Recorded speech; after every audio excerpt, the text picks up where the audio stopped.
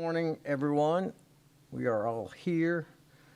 Welcome to this special called budget meeting of the Danville City Commission for today, Thursday. Thursday. Yeah, I'm telling you. What is today? March 18th. And we will begin. Mr. Coffey, the floor is yours. And as long as you have this done within 35, 40 minutes, we're fine. Well, we'll go at your pace. Yeah, I'm sure. When you're ready to go, we'll go. So this is a PDF we created. It's got a lot of budget numbers in it. We're going to just talk about what we see when we look at the numbers, and we'll describe what is in each sheet here in a second. We also have another PDF, and that's got a couple of charts in it. Didn't have a lot of time to put together a lot of trends yet. We should do that based on some of the numbers. And then we have an interesting presentation that we were part of that I'm going to make available to you all that talks about revenue forecasting and the overall economic condition post-COVID, what the projection should be like. And it's more of a comprehensive national look at things. So what you have in front of you is up on the screen. You do not have to look at the screen. We would reference the screen when I'm trying to draw your attention to something very specific. So the first sheet that you have in front of you is the legislative executive budget, and we'll talk about all the other sheets behind it after we describe what is on each sheet. What you have is information back 5 years to FY17. That is actual numbers, audited, of course. And so you have 17, FY18, FY19, and then you have the actual data from February of last year, which is February 2020, which contributed to the estimated column, which is your FY20 estimated. So what we did last year, or what we do every year, is when we're trying to establish the budget, is we use the beginning of the budget as February 28th data as the beginning of the new budget, right? And so what we do with that is we project a year end, and then that becomes our guideline for the remainder of the fiscal year. And so we try to, that really becomes our quasi-operating budget then internally, right? So which is why we always freeze spending about April, or try to reduce spending about April, is we're trying to hit our estimated year-end numbers. Those estimated year-end numbers then plays into your beginning fund balance for the budget that you're trying to create, right? So I'm referencing estimated year-end because that's an important number operationally for us. That's really sets your control for the next budget that we're doing, right? So then I included actual FY20 numbers in the next column to demonstrate where we actually ended up against that estimated amount, right? So in legislative executive, for example, at the very bottom of that page, we had projected that the legislative executive budget at the end of the year would have spent $1,339,000 and change, right? We actually spent $1,196,000 and change. So that's a positive variance estimated versus actual, right? So what that means is that we added a little over $100,000 to the fund balance carry forward that wasn't considered when you established your original budget for that, just from that department. Does that make sense? Okay. And so then the next column is the actual February numbers in the year we're in, which was 2021, right? So then we have estimated the year end based on those February numbers, and then we have compared that to the budget in the next column that is we're working from, and then we also included last year's budget for reference. Now, the next three columns is just a basic analysis of that information, right? Very fundamental. So the first column is a projected FY20 versus actual FY20. So let's go down to the very bottom line, the red number at the bottom. We projected during the budget process that we would spend 1.3 million. We came in at 1.1 million. So you had a negative variance. So we came in under that projected budget, right, of $143,000. That's a good thing. We were able to cost save as the year progressed from February to June 30th. And of course, we took a fairly steep, aggressive approach to spending money because of COVID, right? So in this case, the red numbers are good. And yes, right. Yeah, I didn't like all that red. So on the Yeah. expense side, red means that you're under budget. And on the revenue side, you want black numbers. Yeah. Right? And so we came in, of course, now all departments did that fairly aggressively. So we came in about 12% under budget over that 5-6 month period from COVID notification to the end of the fiscal year, right? So then, in addition to that, with the next column is the actual numbers that we spent that year, which was $1.1 million roughly, versus what we had originally budgeted for FY20, which is 1.4 million, right? So that number is not necessarily, doesn't really mean anything from a cash perspective. It's a number of reference. So last year, you all had approved the legislative executive budget for about $1.4 million. And what we're saying is that we ended up spending $220,000 less than what was originally approved, right? And so then the next column is the year we're in, right? So we are looking at the estimated number for FY21 of 1.4 million and comparing that to the budget that we're in. So right now, you all have approved a budget for about 1.3 million, and we are looking at spending a little over 1.4 million. So that is what the last column is trying to demonstrate. Now, there are some reasons for that number. Earl, so we absorbed the 15.5% to the good, and so that's a 28% variance then? No. So the very bottom number is your total variance, right? So the actual, so the middle column is just a reference. The actual number that affected your fund balance is the first column. Okay? So at the end of the year, your fund balance was stronger by $143,000 than you had predicted. Right. So instead of having $1 million in the bank, you had $1.1 million in the bank. Does that make sense? Mm-hmm. Okay.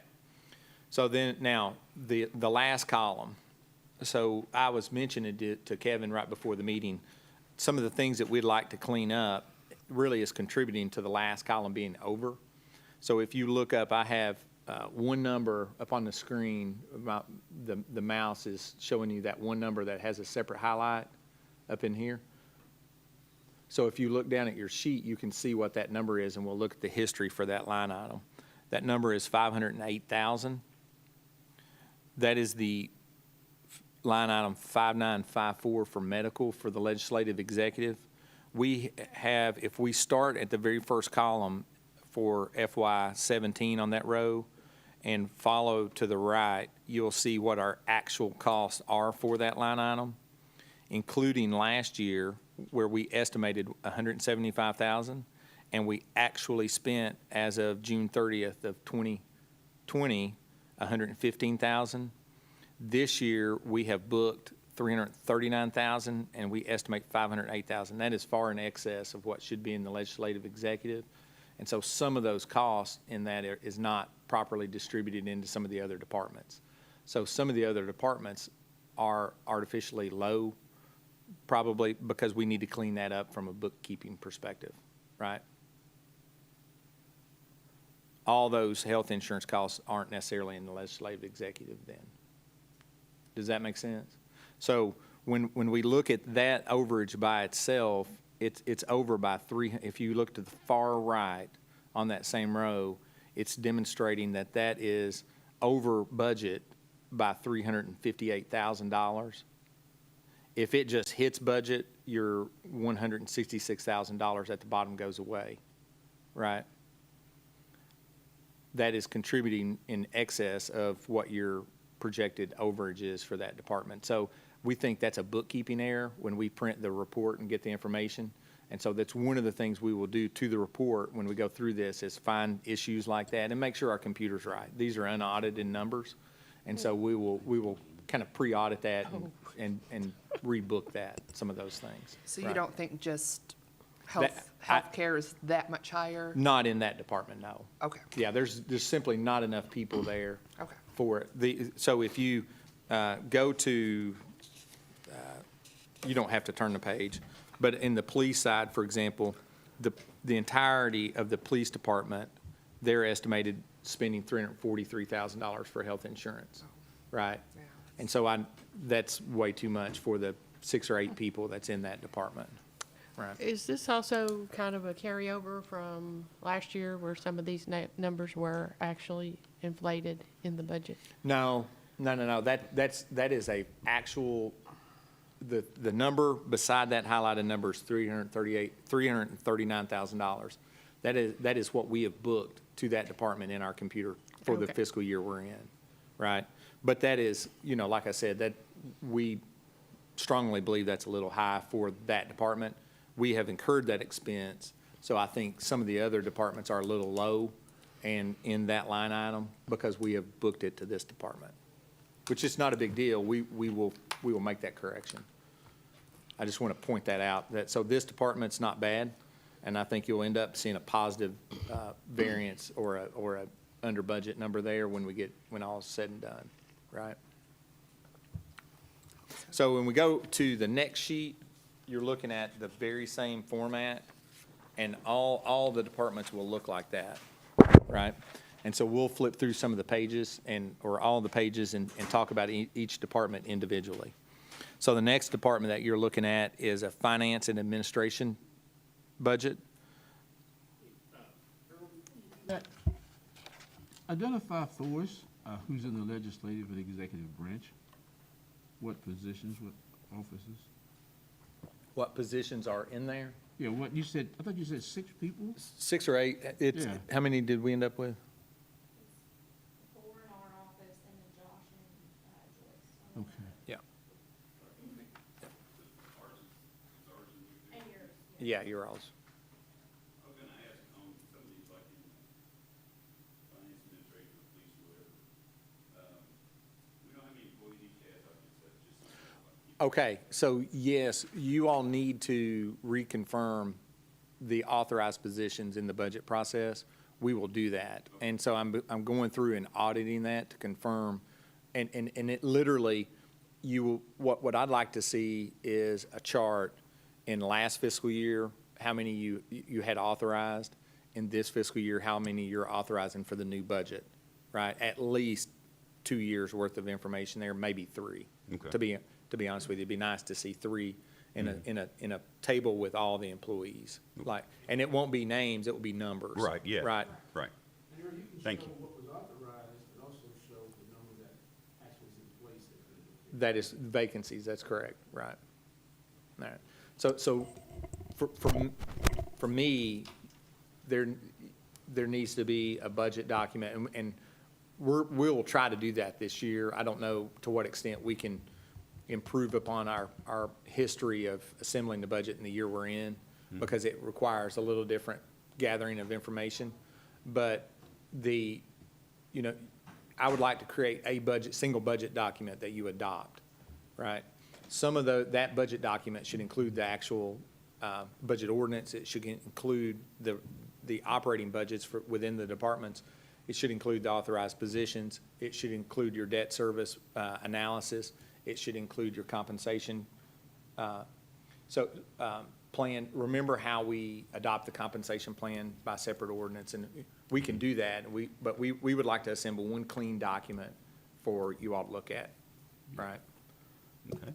That has all of the information. That way we have it throughout the year and we can reference it if we need to. Would that make it easier or harder to fire Ashley? Be a little bit harder. Okay. But all don't tell her that. Sorry, Ashley. Didn't know you were there. No, just kidding. Yeah. Oh, yeah. Oh, wait, sorry. Thanks, So, Earl. so when we look at finance then, and we'll skip through these now fairly quick, that we understand the format. Keep in mind, this was what I saw as relevant information to help begin an analysis of the budget for you guys. If you all see something different or desire a different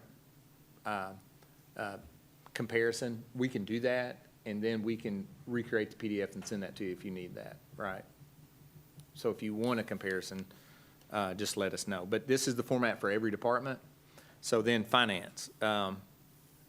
We came in under, so that we're going to be focusing on the 3 columns to the right. We came in under what we projected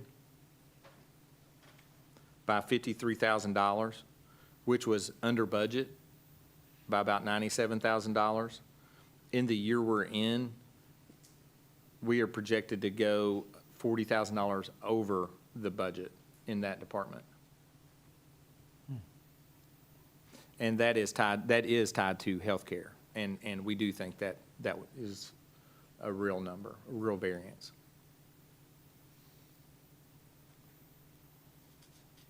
You sure it isn't tied to personnel? It is. That is in the personnel line at the top. It should be, well, that's not the one I was looking at. Yeah, you're right. That was a different budget. I'm sorry. I confused myself.